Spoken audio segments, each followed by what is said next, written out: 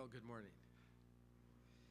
Good morning and welcome to the 135th Landon Lecture on Public Affairs. The Landon Lectures were started in 1966 by the late Governor Alf Landon and the late K-State President James McCain. The goal of the Landon Lectures is to bring the most prominent figures to Kansas State University to discuss the pressing issues of the day. We are very pleased today to welcome William Schneider to the Landon podium to join 134 predecessors in bringing his thoughts and opinions on important public issues. Before introducing William Schneider, I'd like to introduce other members of the platform party. On my left, Dr. Jackie Spears, Professor of Education and President of the Kansas State University Faculty Senate.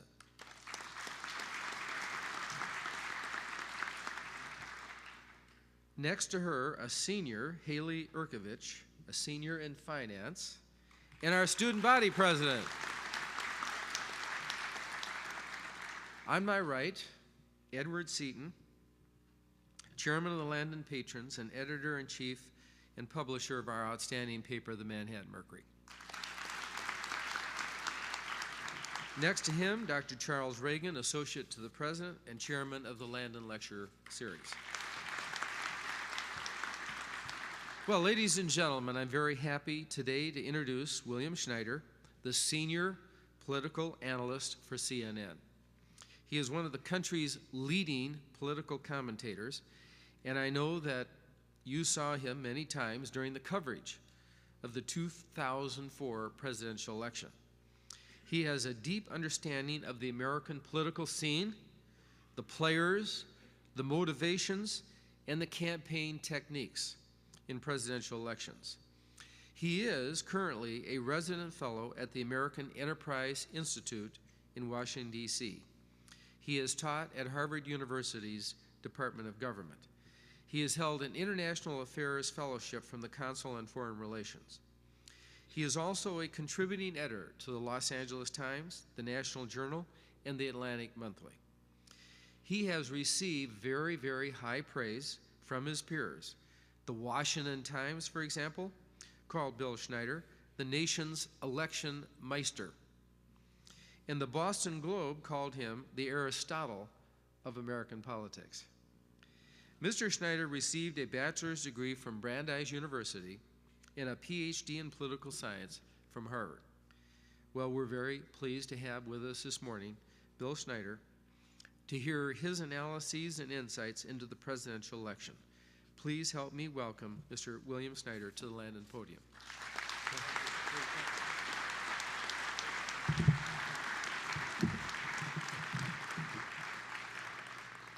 It is certainly my pleasure to be here at Kansas State in this lecture series. I didn't know there were 134 predecessors. That is really quite impressive. And as the career of Governor Landon illustrates, there is nobility and honor in defeat, as he demonstrated throughout his entire career. They say there are no second acts in American politics, but some of our most distinguished statesmen, Alf Landon, Jimmy Carter, Herbert Hoover, all showed that after their presidential defeats, they went on to have distinguished and honorable public careers. So I am honored to be here in his honor. My job at CNN, some of you may know, I'm not really a correspondent or technically a commentator. I'm an explainer. I'm a political analyst. So my job is really to explain what's going on. Our correspondents will tell you this is what happened today, and then I come on the air and try to explain what it means. I should hasten to point out there are some things I cannot explain. I call them the eternal mysteries of American politics. Among them, why liberals cannot do talk radio. Al Franken is trying to give it a good try, and we wish him luck, but it's not the format that liberals are very skillful at. And for that matter, I would say, to me, it is an eternal mystery why conservatives cannot do protest marches. A conservative protest march is truly a pitiful thing. So those remain eternal mysteries. I'm honored and pleased to be here in some part because it means finally this very disagreeable election is over. This is probably one of the most difficult and distasteful election campaigns I've ever covered. People often ask me, I've been covering elections for many, many years. What's the best election you've ever covered? And I would have to say that was the 1992 presidential campaign, which was truly exciting because in 1992, when we had 3 candidates for president, the first President Bush running for re-election, Bill Clinton, and Ross Perot, remember him? There was a time during that campaign when each of those 3 candidates was ahead. Believe it or not, you'd have to scratch your memories real hard to remember, but in May and June, Ross Perot was leading in the race for president. And poor Bill Clinton, who had just won the California primary, was very upset because he beat Jerry Brown in California, and Ross Perot was still leading in the race for president until he got out of the race at the Democratic Convention before he got back into the race later in the year. That was a wonderful campaign, very exciting. Issues really got engaged. I mean, it started early in the year with Jennifer Flowers and ended with the, of course, plurality victory of Bill Clinton. That was true rock and roll and a great political story. And for that matter, one of the best political stories I ever covered in an election campaign was just 1 year ago in California, the California recall. I mean, Arnold Schwarzenegger. It doesn't get much better than that. You know, and the firing of an incumbent governor who had just been re-elected 1 year before and was fired by an upsurge of anger on the part of the voters. That was a real political story. One of the worst political campaigns I suppose I ever covered, unfortunately for you here in Kansas, was 1996, when Bob Dole ran against Bill Clinton for president, and it was my misfortune to go on the air week after week and report that Bob Dole was losing. He had been losing the week before, and I would say he's losing today. I imagine he'll be losing next week, and I wish I could make this story more interesting, but we had done 105 public opinion polls during the course of that campaign, and Clinton was winning every single time. Dole is remembered and still honored and cherished as a great statesman in American political life, but in that year and under those circumstances, there was just no way it looked like he was going to be able to defeat Bill Clinton. So some elections, the forces are very powerful, and some elections, the forces are not overwhelming, and that was the case this year. You know, in 2000, like in 2004, we had a 50-50 election. 2000, of course, was famous for being as close as we've come in a long time to a perfect tie in American politics. But 50-50 can have 2 very different meanings. 50-50 can mean, as the kids say today, whatever. And that is what it meant really in 2000. Things were pretty good, you may recall, under Bill Clinton as president. Then we regarded it as a boom in the 1990s. Today, more people would call it a bubble.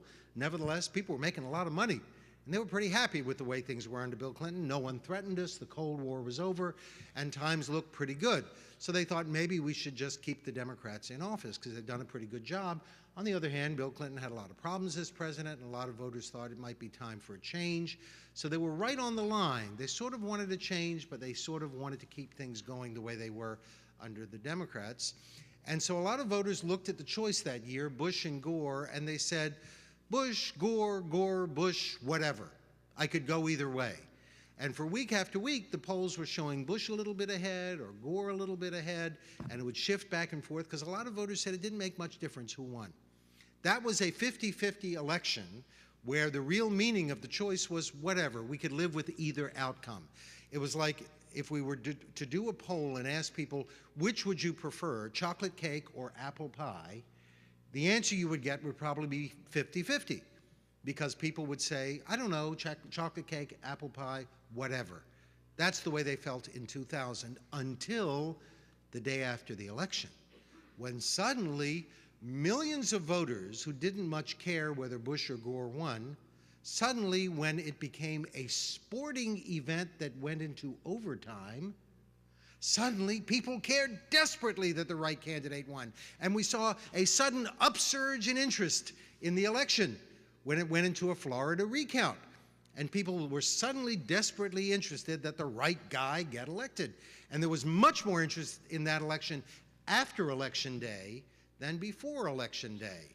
And people, of course, retained their anger for years after Election Day 2000 because Then it became 50-50 with a very different meaning, a meaning that was carried over to the election this month. It wasn't whatever. I can assure you that between Kerry and Bush, very few voters said whatever. Most voters were bitterly and deeply divided. It was a different meaning of 50-50. And if you look at the map of the election this year, one of the most striking things about this year's election was how similar the 2004 election map looks to the 2000 election map. It's almost the same map. Only 3 states changed parties in 2004 from their vote in 2000. The astute political science students among you will, of course, know the states I'm talking about. 2 states switched from Gore to Bush. One of them was Iowa. The other one is New Mexico, although New Mexico is still counting ballots, so we're not entirely sure where they're going to end up. But for the moment, it looks like Bush will carry New Mexico while they're counting their absentee ballots. 1 state switched from Bush to Kerry, and that was, of course, New Hampshire, which is in Kerry's backyard. It went narrowly for Bush last time, and it went narrowly for John Kerry this time. Other than that, red and blue were about the same throughout the country. And imagine that. We've had a very dramatic 4-year period. We've had a devastating terrorist attack, the first ever in the United States, the first attack on American soil since Pearl Harbor, and right in a major American city. We've had anthrax attacks, we've had a serious recession, we've had a wave of corporate scandals, we've had same-sex marriages, we've had we've had 2 wars, one in Afghanistan, one in Iraq. We've had a sequence of very dramatic, I should say, traumatic changes in this country. And yet, most amazingly, I think, the map of the 2004 election looks pretty much like the map of 2000. Things have not really changed that much, which is remarkable if you think about it. You recall that John Edwards, the Democratic candidate for vice president, talked about 2 Americas. He meant 2 Americas that were divided by class, the haves and the have-nots.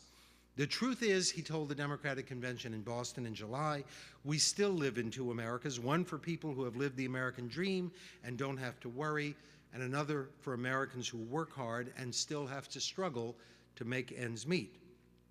That kind of class division is a familiar subject for Democrats. Most Americans fall in the have-not category in the Democratic view.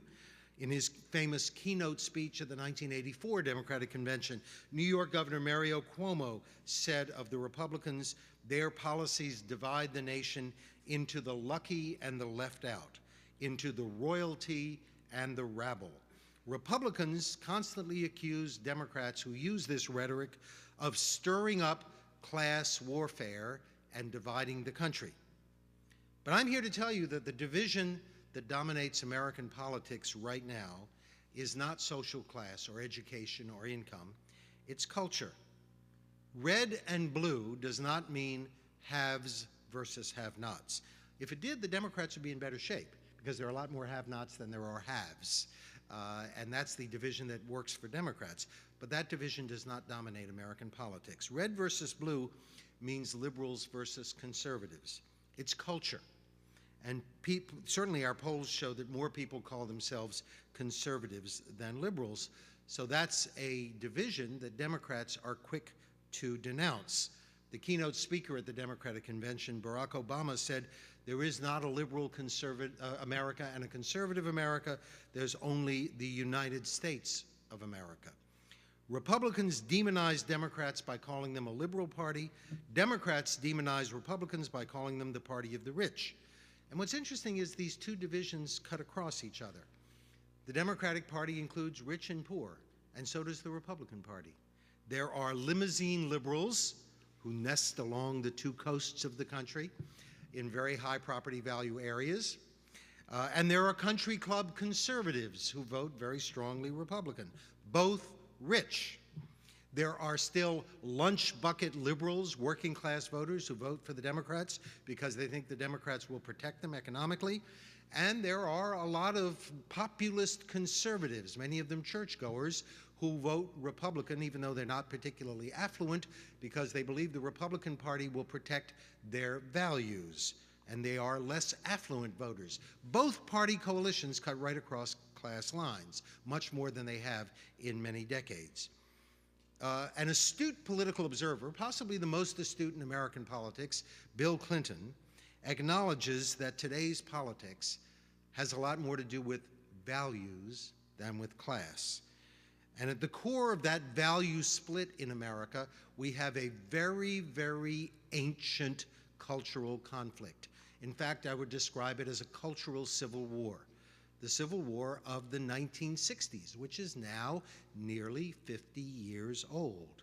Clinton told the American booksellers after his book was published last summer, if you look back on the 60s and on balance you think the 60s did more good than harm, you're probably a Democrat.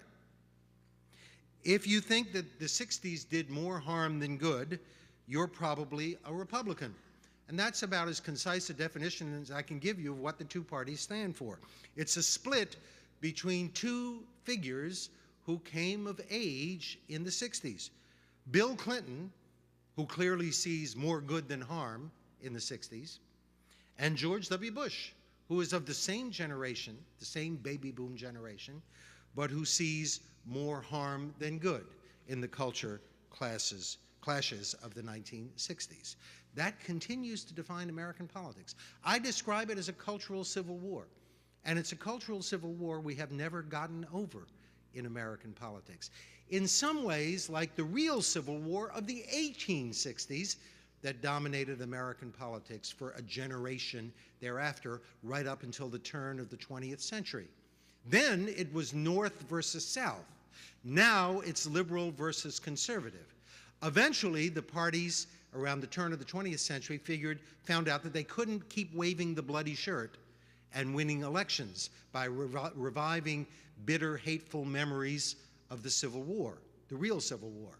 And by the way, in the cultural Civil War of the 1960s, Americans did die. 58,000 Americans died in the Vietnam War, and that remains and remained a bitter memory of that generation. But we can't seem to get over the cultural Civil War of the 1960s. I thought we had, and I in fact went on the air to talk about it after September 11th, when the country for 1 year pulled together. For 1 year we had unity in this country. It was a tragic unity. It was born of a terrifying terrorist attack on American soil. But for 1 year, from September 2001 to September 2002, the country was unified. And for 1 year, it sounds amazing to report this, but for 1 year I have the evidence. I have a PhD, I'm supposed to have evidence, and I do. A majority of Democrats supported George W. Bush, and they approved of the job he was doing as president. And I went on the air and said, finally, after September 11th, finally, perhaps, we have put the divisions that have poisoned American politics since the 1960s behind us, and we are entering a new era in American politics. Ladies and gentlemen, it lasted exactly 1 year. Something happened in September 2002 that brought all the old divisions back. It was in September 2002 that the Bush White House began the Iraq rollout. Remember, the Chief of Staff announced, you don't roll out a new product until after Labor Day. And they were ready to present the Iraq war as the new policy of the Bush administration. They waited until Labor Day of 2002. Then they started talking about the war, the need to go to war in Iraq to remove Saddam Hussein. And then, to my dismay, to everyone's dismay, all the old divisions of American politics came roaring back, and the red and the blue map once again prevailed in American politics. Now, the figure who exploited that division most effectively in this election was, of course, Karl Rove. He's now the toast of Washington, the successor to Lee Atwater and James Carville as the boy genius of American politics. I suppose you can call him a boy. He's 52 years old, but he is the great genius of American politics. President Bush hailed him as the architect of his election victory. What did Karl Rove do exactly? Well, it's become the prevailing theory of this election, particularly among Democrats, that what Karl Rove did was organize a stealth army below the media radar screen, a stealth army of evangelical voters below the media radar because we didn't see it coming. Nobody reported on it. We didn't ask too many questions about moral values. And they pulled a surprise attack on Election Day and overwhelmed Democrats at the polls, who did a very good job of mobilizing the Democratic base. Young people, minorities, single women, they came out to vote in very large numbers, but they were overwhelmed by Rove's raiders at the polls because they massed in the churches all over the country, and the media didn't see it coming, so it came as a shock and a surprise to the Democrats that there was this army out there. And after all, as we all know by now, our network polls showed moral values as the #1 issue of concern for voters this year. And it was, because the voters were otherwise divided on the issues. They were split. Those people who said the big issues were the war in Iraq, the economy and jobs, health care, they voted for Kerry. That was about half the voters. Those voters who said the biggest issues were moral values and the war on terrorism, they were about half the voters, and taxes. They voted for George W. Bush. So the voters were really divided on the issues, and that enabled those who came out to vote and make a statement on moral values to show up as the single largest issue. They were only 22%. They didn't dominate the electorate, but it is true that evangelical voters did show up in large numbers, as did everybody else. And it is also true that they voted about 80% for George W. Bush. Rove's strategy of rallying the conservative base worked. It's not the whole story of this election, because what we found was that most voters on Election Day thought that abortion should remain legal. 60% favored some form of legal recognition of same-sex relationships, if not by marriage, then at least by civil unions. The voters this year were no more religious, no more church-going than they'd been in the past. Yes, religious voters favored Bush by a couple of points more than they had in 2000, but so did non-church-going voters favor Bush by slightly more voters than in the past. Issues like abortion and gay rights and stem cell research are the most divisive issues in the electorate. So it's very easy to read Mr. Rove's strategy of energizing the conservative base as a strategy of divide and conquer. But I don't think that's exactly what happened in this election. You know, throughout the campaign, Republican critics of Rove's strategy were fearful that a sharp-edged campaign to rally the conservative base would end up alienating moderates. And they were very worried about that the swing voters, if Bush ran hard on stem cell research and a federal marriage amendment and anti-abortion, that they would alienate moderates. I don't think Rove's achievement was simply to energize the party's base. It was to do that without alienating moderates. And that was the real miracle that he achieved, because from 2000 to 2004, Bush's support held steady among moderates and independents. Bush actually carried the Catholic vote against a Roman Catholic candidate. When Kennedy ran, the second Catholic to be nominated for president in 1960, he got almost 80% of the Catholic vote. But this year, the only voters for whom Kerry's Catholicism was an issue seemed to be the Catholic Church, who seemed to be offended that he didn't follow teachings of the Church on a lot of issues, including abortion. Most other voters didn't care, and the Catholic vote went for by a narrow margin for George Bush. Bush's biggest gains came among women. Kerry carried women, but by only 3 points, where Gore had carried women by 11 points. And perhaps the most significant gain by George Bush this year, a very significant gain because they're the largest minority group and one of the fastest growing in American politics, was among Hispanic voters. That came as a real shock.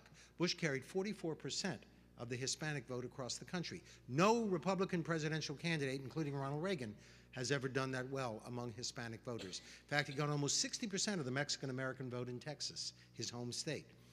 Why? Well, the easiest explanation is a lot of Hispanic voters not only are religious and follow the teachings of the church, but they have ties to the military. Hispanics volunteer and serve in the military in disproportionate numbers. So Bush, the candidate who had a strong appeal to military families, did exceptionally well among Hispanic voters.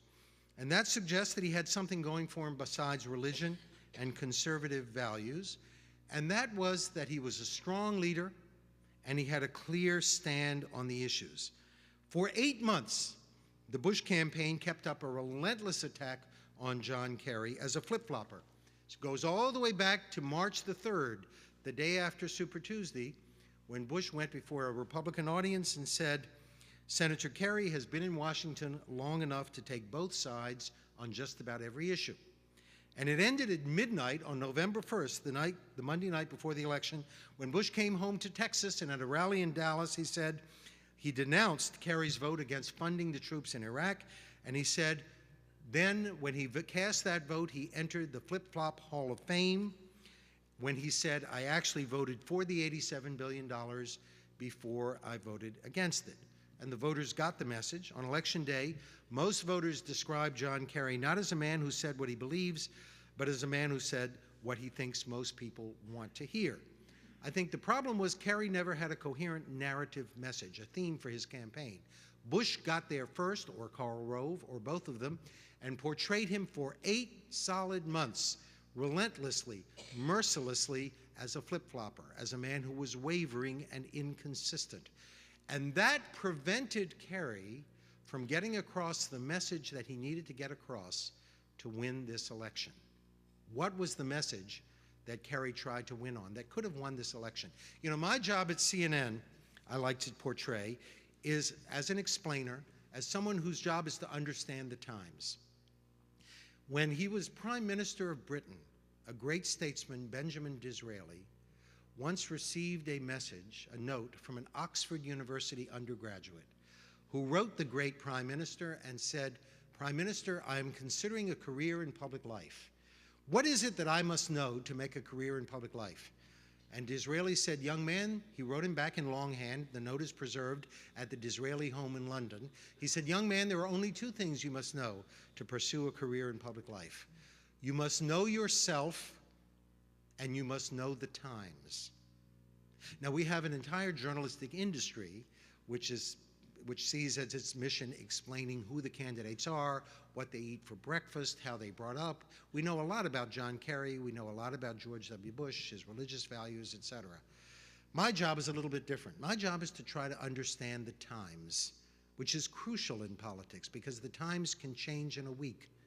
And my job is to look at the polls, to go out there and travel the country, to understand what there is, and this is frankly, if some of you are in marketing, you know that this is just market research. You have to go out and find what there's a market for in any political year. Kerry needed a defining theme, and that has to be something the voters want that they're not getting from the incumbent. In 1960, after 8 years of President Eisenhower, voters thought the country was slowing down, particularly after the launching of Sputnik and after the U-2 incident. People thought the United States was losing ground to the Soviet Union. Americans, after Eisenhower, were looking for a leader who offered youth, dynamism, vigor. That was John Kennedy, who won the election very narrowly on a promise to get the country moving again. The Democrats got elected, they served for 8 years, and as we all remember from the 1960s, the country was torn apart by racial protest, by violence in America's cities, by student disruptions at universities, by the war in Vietnam. The country was torn apart, and Americans desperately wanted an experienced professional who could bring order to America. And so what did we do? We resurrected a politician from the political dead. Clinton liked to call himself the comeback kid. He had nothing on Richard Nixon. Richard Nixon had lost the presidency, and 2 years later, he ran for governor of California, and he lost that too. Who could come back from 2 defeats like that? The answer is Richard Nixon did it. He came back because he had something to offer in 1968 that Americans were desperate for. He looked like a man who could bring order to the country. And after the turmoil of the 60s, that's exactly what Americans wanted. At the end of the campaign, Nixon saw in the crowd a young girl with a sign that said, "Bring us together." And he went over to the young girl and he grabbed the sign and he said, "Yes, that's what I'm running to do. I'm running to bring the country together at a time when America was even more divided than it is, difficult to imagine, more divided than it is today." He ran as a candidate who could bring order to the country. It helped that he was right in the middle in 1968. In the Republican Party, he had Nelson Rockefeller on his left and he had Ronald Reagan on his right. And in the general election, he had Hubert Humphrey on his left, and he had George Wallace on his right. But perhaps more importantly, wherever Humphrey and Wallace showed up, there was a riot. Richard Nixon was a man of order who could bring order to the country. So we elected him, and of course we got Watergate. After Watergate, after that bitter and terrible experience, one candidate figured out what there was a market for in 1976. He came out of nowhere. I've been to Plains, Georgia, folks. Believe me, it's nowhere. He came out of nowhere. A one-term former segregationist governor of Georgia, totally unknown, who ran on a simple promise that he brought to Iowa and New Hampshire. The promise was, I will never lie to you. And after Watergate, millions of Americans heard that promise and they said, at last, the president who will never lie to us. He promised integrity in the White House. And you know what? We got it. We got a man of integrity. And Jimmy Carter is honored throughout the world. He's a Nobel Peace Prize laureate who was honored still as a man of honor, decency, and morality. Morality in government was what he sold, and morality in government was what there was a very powerful market for after Watergate. But when we elected Jimmy Carter, we discovered we were missing something. He was criticized as wishy-washy and ineffectual. He didn't seem to be much of a leader at a time of great challenge when inflation was out of control and there was terrible unemployment in the country and a gas shortage that brought long lines at the gas pumps. And at the end, the hostage crisis where he seemed totally ineffectual in getting anything resolved. The country in 1980 yearned for strong, decisive leadership. Enter Ronald Reagan. I don't think Ronald Reagan could have been elected in any other year but 1980 because he scared people. They were afraid if we voted for Ronald Reagan, he'd start a war or he'd throw old people out into the snow. He said scary things. And if you remember, many of you who were around for the 1980 election, it wasn't until the last week of that campaign, after the one and only debate with Jimmy Carter, when he gave the famous closing statement, ask yourself if you're better off than you were 4 years ago. Is it easier to buy things in the stores? One debate, and Americans breathed a sigh of relief and took a calculated risk that Ronald Reagan wasn't a dangerous man, that he wouldn't do the terrible things he sometimes said he wanted to do. And it was safe to vote for Ronald Reagan. So we took a chance. We elected him. And for 12 long years, the Democrats are out of power. It took Bill Clinton to finally figure out the right message to compete with the Republicans. George Bush was president, and under the first President Bush, who served with honor, who was a hero of the world, he stood astride the world like a colossus after the Gulf War, 90% approval. Then everything began to fall apart when the country had a bitter recession of the early 1990s. And George Bush, the father, was famously out of touch with ordinary Americans. Remember when he showed up in a supermarket and seemed unfamiliar with the working of a supermarket scanner? And in the town hall debate, I think it was in St. Louis, he looked at his watch as if he was impatient to get out of there, didn't want to answer questions from voters. He was out of touch with ordinary voters at a time when ordinary voters were in deep anxiety and pain and were looking for a president who felt their pain. Bill Clinton marketed empathy. That was his stock in trade. George Bush wasn't a problem of his competence. He could do the job, but people thought he didn't understand what life was like for ordinary Americans. Now, Clinton had a strength, empathy. He also had an obvious weakness. We elected Clinton knowing full well that there was a problem, because the first thing we ever learned about Bill Clinton before the New Hampshire primary of 1992 was about some relationship with Jennifer Flowers. And the second thing we ever learned about Bill Clinton was about his peculiar relationship with the draft board during the Vietnam War. So Americans were fully aware that Clinton might have problems of character. And even on election day, when we asked Americans, do you think Bill Clinton is honest and trustworthy? Most Americans said, well, honestly, no. And only 43% voted for him. That's why there was such a thing as Ross Perot, because Americans were completely convinced that George Bush didn't deserve a second term, but they weren't confident in Bill Clinton because they had problems with his integrity and character. But they took a chance. I like to describe the voters as going to the polls in 1992 with their eyes wide open and their fingers crossed that Clinton could do the job of turning the economy around because he was smart, he was knowledgeable, he was surrounded by a lot of very bright people. He could get the job done, and they crossed their fingers. His problems of character would not create a constitutional crisis. Well, guess what? We got what we voted for. He could do the job with the Republican Congress. He helped to turn the economy around, and we got the deficit under control and had for several years a budget surplus in this country. The job got done, and in his second term, his problems of character did create a constitutional crisis, which wasn't a surprise to people because they knew perfectly well that he had certain problems and they could come home and become an issue, which of course they did. What did voters want in 2000 that they weren't getting from Bill Clinton? The candidate who captured the Times was not Bush and it wasn't Al Gore. It was the candidate who ran in New Hampshire by driving a bus around the state. The bus had a very memorable name. It was called the Straight Talk Express, because when John McCain ran for president, he ran as the un-Clinton.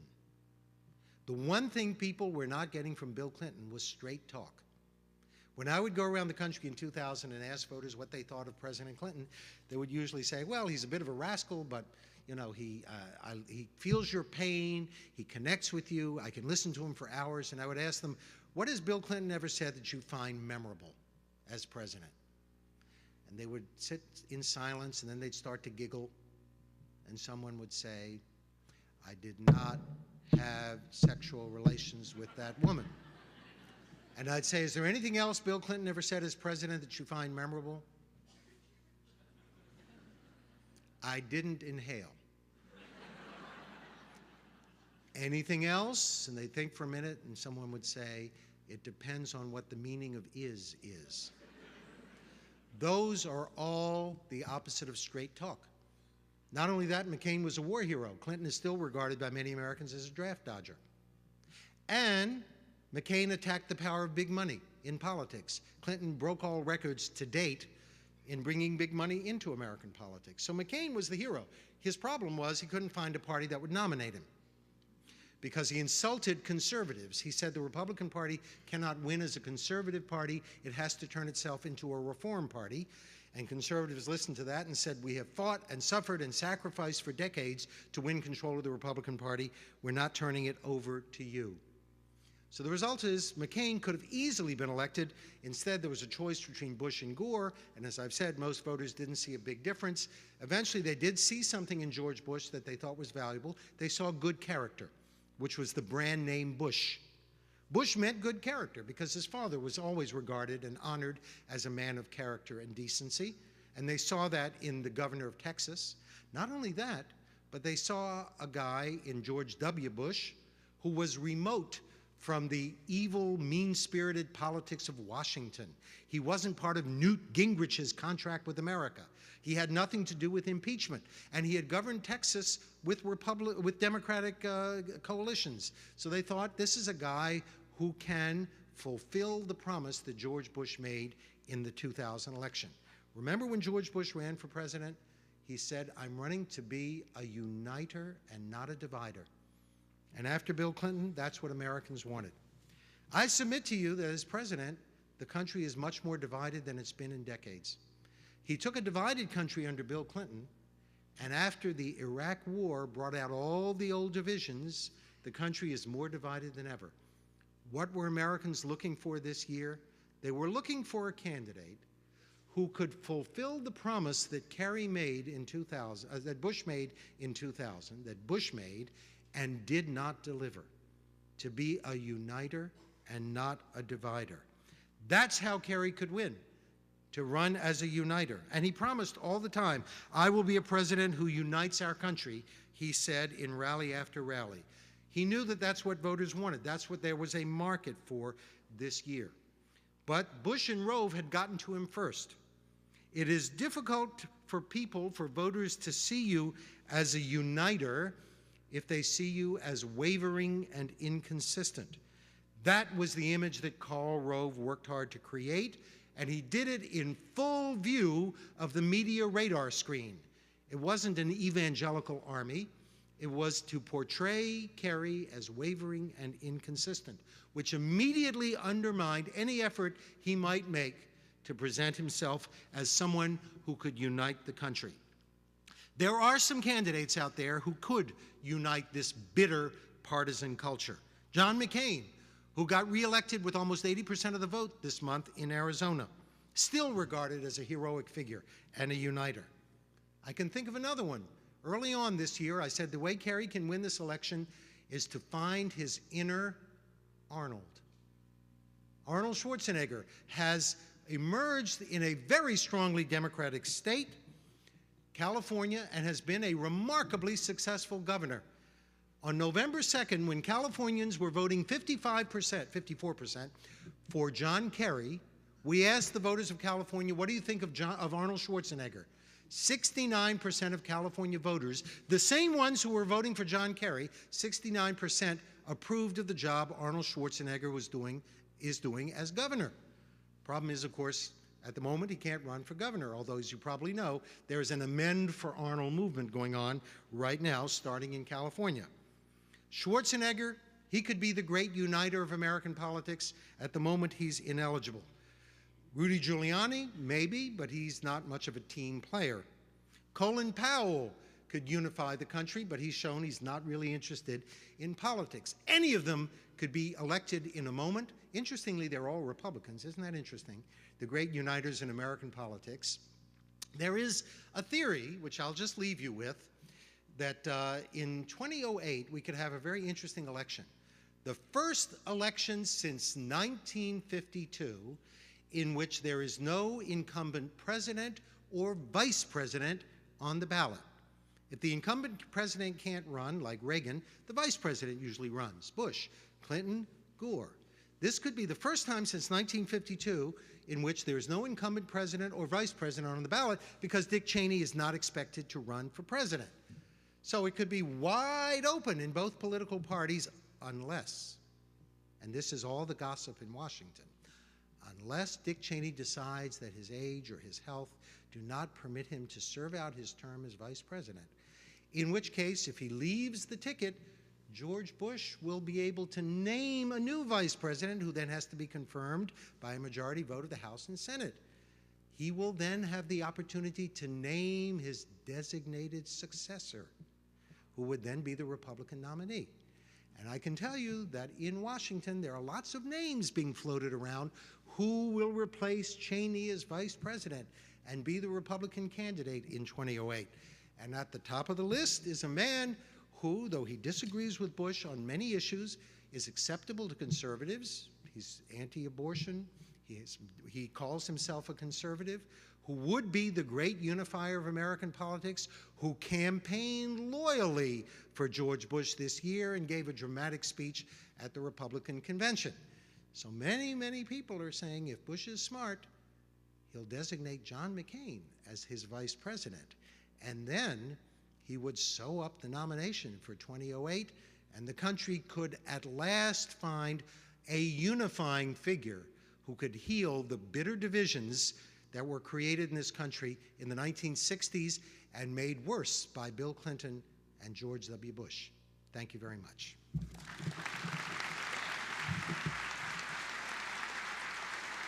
Very excellent. Any questions? No? Yep.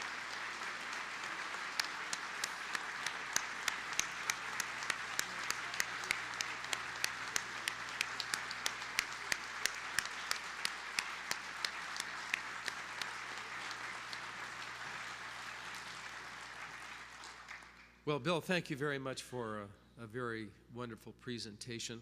Very excellent. As we normally do, if you have questions, for example, over here on your right, we have a microphone, and on your left, there's another microphone. So Mr. Schneider has agreed to answer some questions here this morning, so if you would step to the microphone. Oh, okay, there we are right there. Phil? Thank you for that presentation. Very interesting. How long do you believe that the United States voting public will tolerate the war in Iraq to continue? It appears to be becoming more problematic by the day. At what point down the line do you think it will become a major issue, possibly as major as it was in Vietnam in the 60s? Well, of course, we had 500,000 troops at one point in Vietnam. We have about 140,000 in Iraq. Americans tragically are being killed, almost 50, I think, since Election Day. This was supposed to be the Iraq election.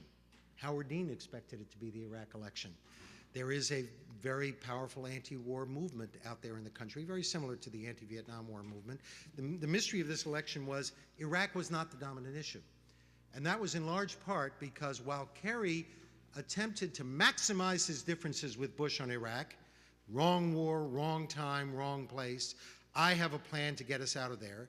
President Bush worked very hard to minimize his differences with John Kerry on Iraq and say, yes, he has a plan to get us out of the war. It's called the Bush plan. It's the same plan as I have.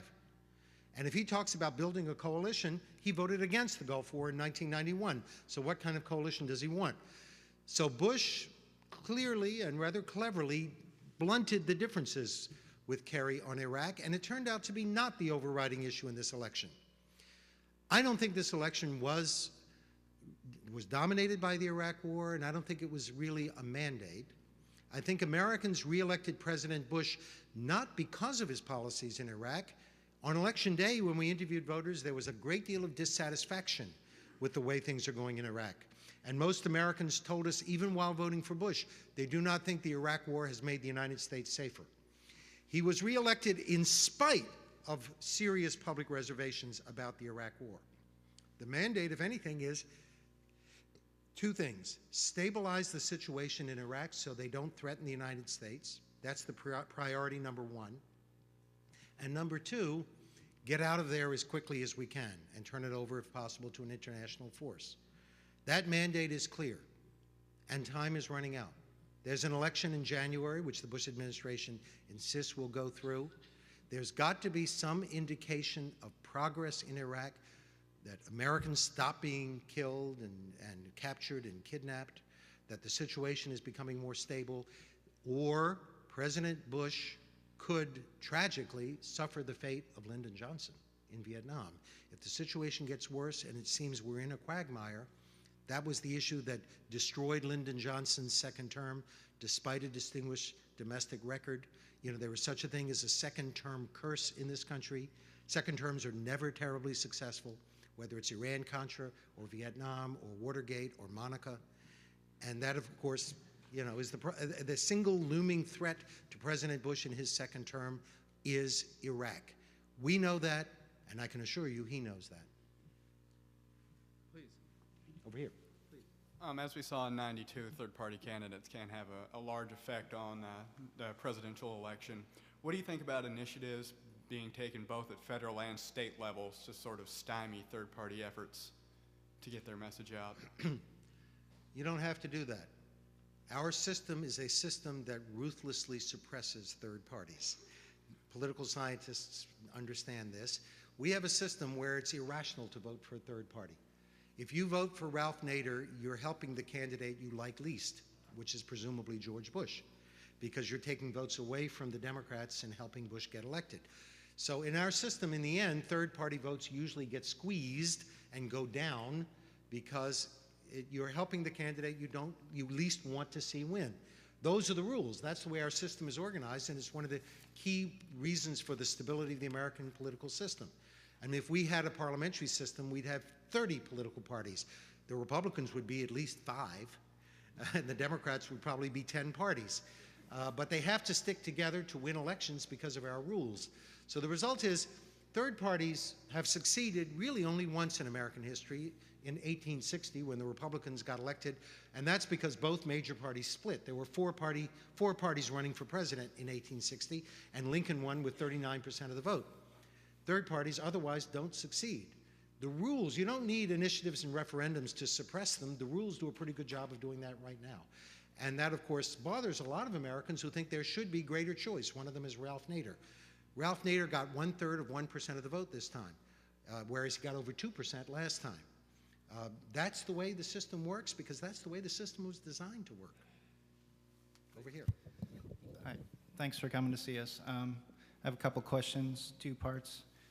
First of all, your narrative of the elections that we've, especially the latest one, didn't have anything in it about the role that media actually plays in it, and I think that that's an interesting and important subject that we don't hear much from the media about. So I'd like you to address that, and also I'd like you to address a study by the Program on International Policy Attitudes at the University of Maryland. In October, they found, they tested 3 different misperceptions about the situation in a war. They tested whether people believed that weapons of mass destruction had already been found in Iraq, and they tested whether there were significant ties between Al-Qaeda and Iraq, and they tested whether Americans believe that the majority of the world is in favor of the war on Iraq. And the findings were not very flattering for the news media. 80% of the people who rely on Fox believed one or more of the misconceptions, 71% CBS, down to 55% at CNN. And I was wondering if there's any soul searching going on at CNN. What do you think accounts for this, and what are you trying to do to do a better job of informing the American populace? We do the best we can, and I think we do a pretty good job. The 9/11 Commission report said in its conclusion there was no evidence of any links between Saddam Hussein and 9/11. We reported that. I talked about it. We all talked about it. The 9/11 Commission report is a best-selling book, folks, and it's going to be made into a television series. It's such a great book, it may win the National Book Award, and I think it deserves to. It was widely disseminated, widely read. That's right there in the conclusion. You can buy it in any bookstore.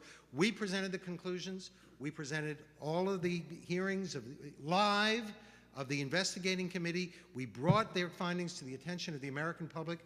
But you know what the limitation is? People will believe what they want to believe. That's the limitation.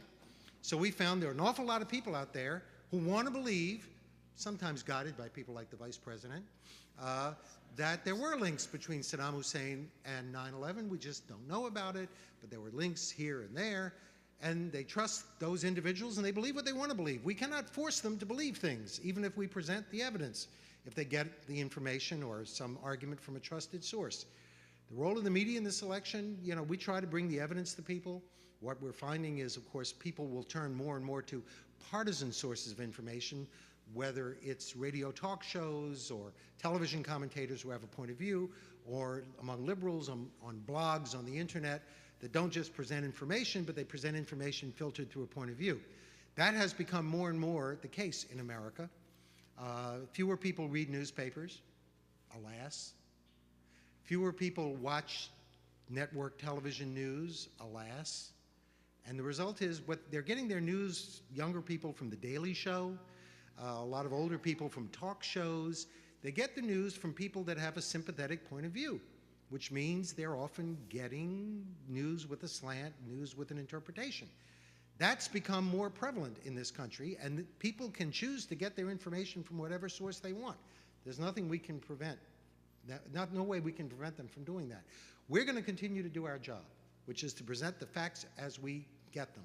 And if the 9/11 Commission report comes out with that finding, we'll report it. If people choose not to believe it, that's their problem. Yes? Senator.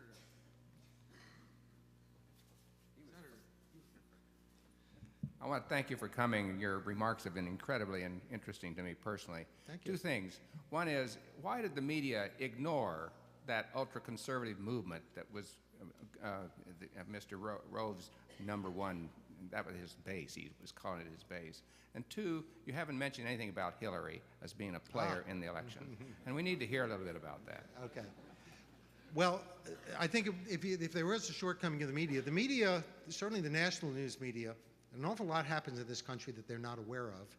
They don't report on. I mean, one of the reasons why it came as such a shock, I was the guy on election night in Times Square in New York who went out in front of our election boards, and I reported the finding of the exit poll that said the #1 issue was moral values.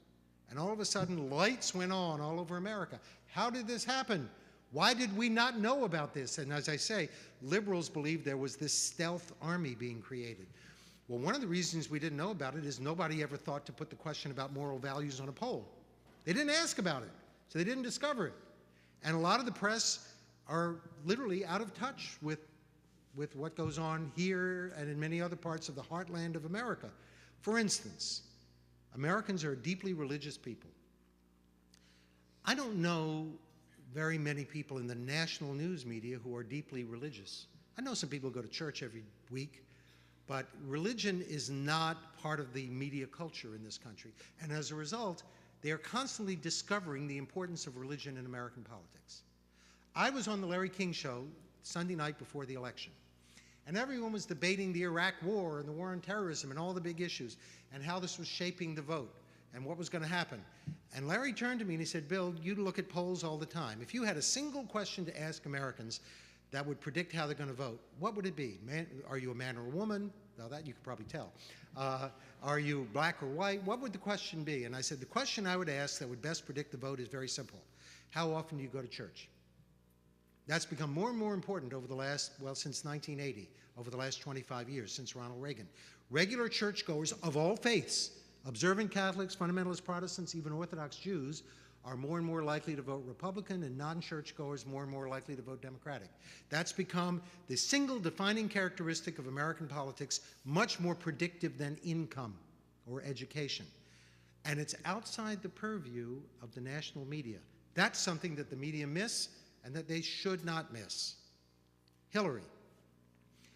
I've been around politics long enough to reach the following conclusion. Under the right circumstances, anybody can get elected.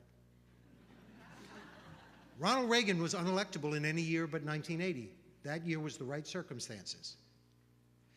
The Democrats, she's now the front runner for the Democratic nomination. She has a base, she has a constituency, she's beloved by a lot of Democrats. A lot of people hear the name Clinton and they think, we want to bring back the good old days of the 90s when we were making a lot of money. I call the 90s, by the way, the fantasy decade of American politics. It was between wars. It was like the 1920s. Historians 50 years from now will write about the 1920s, the 1990s, exactly the way historians write about the 1920s. Bathtub gin, the Charleston, an era of frivolity, the Scopes trial. We had the O.J. Simpson trial, which was like the Scopes trial. We had, all kinds of diversions. The Cold War ended in 1991. 10 years later, the War on Terror started in 2001. The 90s were an era when my misfortune in those of us in the media were, what did we report? It was a decade when we reported for a year and a half the O.J. Simpson trial, some tragedies, the death of Princess Diana, which got, I think, an exorbitant amount of public attention, the tragic death of JFK Jr. It started in October 1991 with the dramatic confirmation hearings of Clarence Thomas, Anita Hill. Nobody still figured out what that was all about. And we could have yet more dramatic confirmation hearings under President Bush now. It continued with the Monica Lewinsky episode, and remember the obsession with Elian Gonzalez, and remember how that decade ended. The big story of the summer of 2001 before the terrorist attacks was about a congressman named Gary Condit and the death or disappearance of Chandra Levy.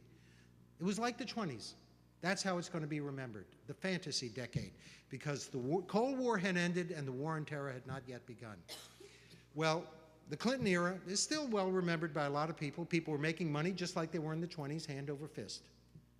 So they could say at some point, we want to go back to that. We want to go back to a time of prosperity and to some extent frivolity. If the economy is in bad shape in 2008, if the Iraq War is still going on, after all, Vietnam lasted 10 years, and I don't see a plausible scenario right now of how we're going to get out of Iraq, because number one, you have to have a stable situation there, which doesn't look likely, and number two, you have to have other countries share the responsibility, which doesn't look likely. But if Americans are still getting killed in Iraq, and if the economy is in a mess, yes, Hillary could get elected. It's possible. It'll be difficult to elect her, just like it was difficult to elect Jimmy Carter, and it was difficult to elect Ronald Reagan. But under the right circumstances, if people are desperate and angry enough, sure, it could happen. If things are good, the Democrats had better look in a different direction. So I leave it at that. Well, one more question. One more question over here, gentlemen. All right, good morning. I believe the senator kind of took my Hillary question from me. I was going to ask about Hillary as well, but I did have another question regarding that situation. Do you believe that, it's kind of a two-part question, do you believe that she has to win re-election in 2006 in order to be considered a serious candidate? And if she is to run, do you know who would possibly run against her? And also, does it matter if she runs for re-election or not, or do you think she'll run, or will she concentrate more on running for president? Because that would be, in my opinion, a lot on her to run for a senator in 06 and then have to turn right around and possibly run for president. So will she run for re-election, and does she need to get re-elected to even be considered a serious candidate for the president? Of course she has to run for re-election, and of course she has to win. If you lose re-election, unless you're Richard Nixon, I don't think she has those political skills, frankly. If she loses re-election in New York, I think she's finished as a candidate. Because, you know, having won, it was a miracle that she got elected in New York where she had never lived, and then to get re-elected, I think, is absolutely essential. If she loses re-election in New York, I can't imagine, well, there are, look, as I said, under the right circumstances, if the times are right, it could happen, but I think it's very unlikely that she would be a candidate for president. If she is re-elected in New York in 2006, then, of course, she will be the hot number for candidate for president. And then her prospects depend entirely on, this is where I started, the times, what I report on. If the times are bad, if the economy is lousy, if Americans are still getting killed in Iraq, if people are really angry, she could win. She could win. It's very difficult to elect her. It's always difficult to elect someone the first time, whether it's a Catholic or a woman or anyone else. I mean, one of the important things about this election, I mentioned the Catholic vote, it wasn't an issue. It was a trauma in 1928 when Al Smith ran and the whole South abandoned the Democratic Party. It was still a big deal when Kennedy ran in 1960. It was not a big deal when John Kerry ran this year. As I say, the only people who seemed to care that he was a Catholic was the church, who seemed to object to the fact that he didn't follow the teachings of the church. Nobody else cared. And not only that, he was divorced. For Adlai Stevenson, for Nelson Rockefeller, being divorced was a big deal. It wasn't a big deal for John Kerry. And not only that, he's a cancer survivor. That never came up. 20 or 30 years ago, to have had cancer and run for president would have been very serious. Remember Tom Eagleton had had shock treatment? No one cared. It didn't matter. So we've reached certain milestones, and sooner or later we'll reach the milestone where it doesn't matter if a candidate is a woman, and it doesn't matter if a candidate is African American or Hispanic or anything else. These things, you know, it takes time, but these things eventually won't matter. But sure, under the right circumstances, it could happen. All I'm saying is she's a difficult candidate to elect because she does divide people. Her husband divided people. And remember where I started, and I'll just go back right to the beginning. Under Clinton, the country was bitterly divided. Lots of people hated Clinton. That was interesting, by the way. Clinton's policies were not divisive. He stole them from the Republicans. What were Clinton's major policy achievements? One, welfare reform. That's what Republicans voted for. Number two, balancing the budget with the help of Gingrich. That was not something that Democrats hold dear in their hearts. Number three, free trade, NAFTA. That wouldn't have passed without the Republicans. All of his signal policy achievements, which I have just listed for you, were things that he took from the Republicans. His policies brought the country together. Why did Clinton tear the country apart? I interviewed a conservative in Chicago during the impeachment hearings, and I asked him a simple question on television. I said, Clinton is not a radical. His policies were all taken from the Republicans. Why do you hate him so much? And the gentleman got very red in the face and agitated. And he said to me, why do I hate Bill Clinton so much? I'll tell you. Because he is a womanizing, Elvis-loving, non-inhaling, truth-shading, gay-protecting, abortion-promoting, gun-hating, war-protesting, draft-dodging baby boomer. That's why I hate him. And I said, I see. Which means he brought the country together on policies and tore the country apart on values. During the 2004 campaign a year ago, I went to a Dean meetup, and I asked a Dean supporter, why are you so angry at George Bush? Just wanted to see what he said. And he said, why am I angry at George Bush? It was a different kind of answer. He said, I'm angry at George Bush because of Iraq, and because of global warming, and because of the Arctic National Wildlife Refuge, and because of Iraq, and because of stem cell research, and because of abortion rights, and Iraq, and because of the environment, and because of the Patriot Act, and John Ashcroft, and Iraq, and because of his tax cuts, and the deficit, and his energy policy. Oh, and one more thing, Iraq. So the country is divided. The country has divided under Clinton, the country is divided under Bush, and Americans are longing for a unifier. I don't think Hillary really qualifies as a unifier. I really don't. You have to have a lot more people like those Dean people angry before she could get elected. That could happen. Americans want a unifier. And I just told you that there are plenty of them out there, and for some reason they're all Republicans. Powell, McCain, maybe Giuliani, certainly Arnold Schwarzenegger. They all have problems. That's what Americans want. That's what's right for the times. Thank you.